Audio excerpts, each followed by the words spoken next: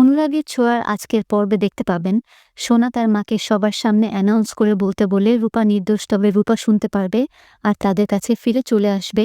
এইদিকে রত্নাদেবীকে এয়ারপোর্টে ছাড়তে যাওয়ার সময় প্রবীর আর জয়ের মাঝখানে একটা ঝগড়া বেঁধেছে। প্রবীর বলে, আমি বুঝতে পারছি আমি একটা কুলাঙ্গার জন্ম দিয়েছি, সেই জন্যই তোর শাশুড়ি যা বলছে তার তালে তুইও তাল মেলাচ্ছিস। তখন জয় প্রতিবাদ করে বলে, তুমি সবার সামনে আমাকে এরকম কথা বলতে পারলে? তখন প্রবীর বলে, তোর বুঝি গায়ে লাগছে? তোর তো গন্ডারের চামড়া, তোর আবার গায়ে লাগে নাকি? প্রবীর জয়কে বলে, তোর শাশুড়িকে ছাড়তে তুই যাবি না? তখন জয় বলে, আমার যেটা মন চাইবে আমি সেটাই করব। তখনই প্রবীর জয়ের গায়ে হাত তোলে। প্রবীর বলে, তুই যদি সেরকম দায়িত্বজ্ঞান সম্পন্ন ছেলে হতি না তবে ঘরে চুপচাপ বসে থাকতে পারতি না, যেখানে তুই জানিস তোর ভাইজিকে খুঁজে পাওয়া যাচ্ছে না। অন্যদিকে রূপাকে বাবাজি যেই ফল দিয়েছিল সেই দিয়েই রূপা গুন্ডাদেরকে আঘাত করে, তবে শেষ রক্ষা হয় না। যখন সেই গুন্ডাগুলো রূপাকে অজ্ঞান করে গাড়িতে বসিয়ে নিয়ে যাবে, সেই সময় কিছু লোকজন রূপাকে গুন্ডাদের সঙ্গে মারপিট করতে দেখতে পায়। তখন তারা এগিয়ে আসলে রূপা সেই সুযোগে সেখান থেকে পালিয়ে যায়। এইদিকে দীপা আর সূর্য স্টেজে দাঁড়িয়ে অ্যানাউন্স করে আর বলে, রূপা তুই কোথায় আছিস? আমাদের কাছে ফিরে আয়, আমরা জানি তুই কোনো অন্যায় করিসনি। ঘুমের ঘোরে রূপা শুধু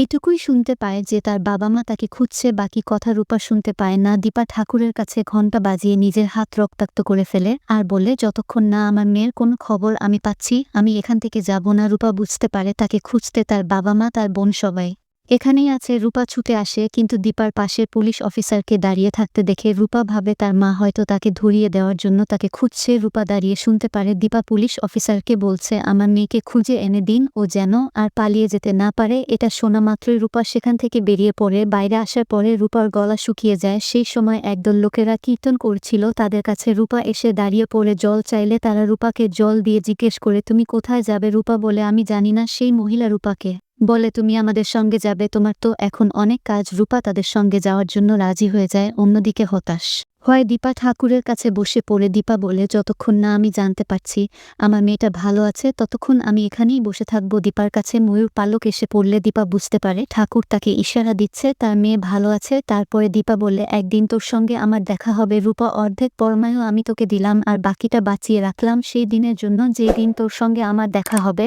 বন্ধুরা, আপনাদের মতামত কি কমেন্ট করে জানান।